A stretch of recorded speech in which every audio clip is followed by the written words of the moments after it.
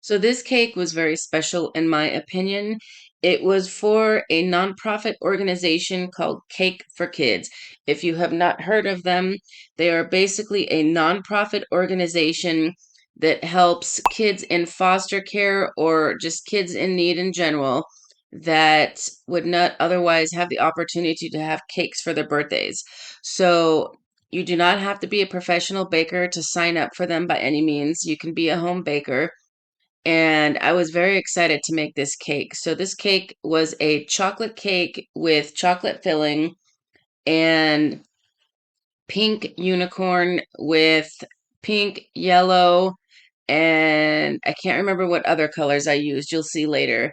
So basically, you go on their portal after you sign up, and you get to pick and choose what desserts you want to make. So sometimes they're cakes, sometimes they're cupcakes, sometimes they're maybe cookies. It just depends. But I really love this because it's a nonprofit organization.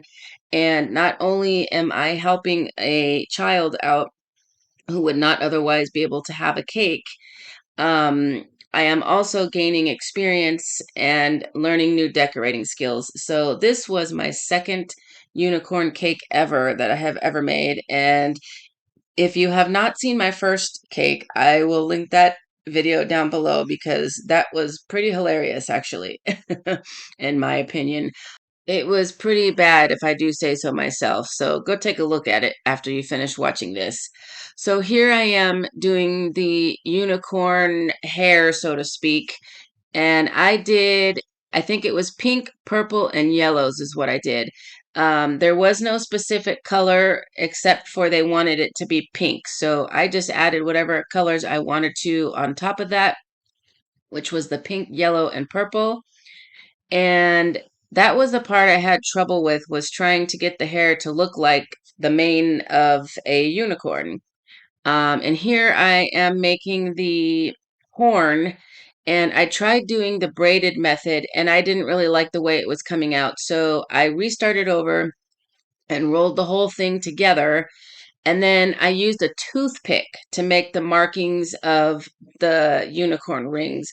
So that worked better for me. And that's how I'll do it from now on because it was just much easier. It held up better, and I'm painting it with gold luster dust, and I added a little bit of lemon juice. You can also add a clear vodka or something like that, and that just helps so that it makes it so that you can paint it on nice and smooth.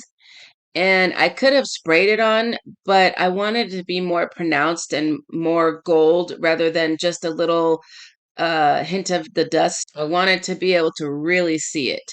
So that's why I painted it on. And here I'm just painting some of that gold onto the hair of the unicorn just to give it a little more pizzazz.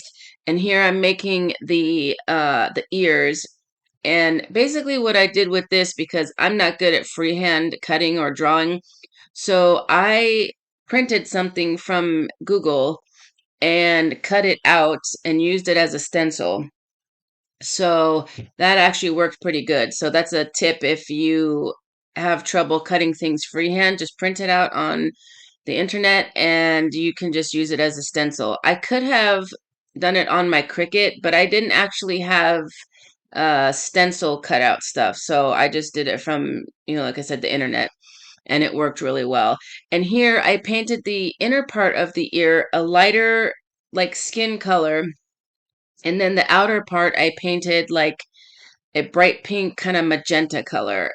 And here I am doing the eyes. I'm not good at doing open eyes, so I just did closed eyes. It was much easier. And I forgot to tell you that I'm using white chocolate modeling clay. And you can just add color according to whatever you need it for. And here I am sprinkling some more edible glitter.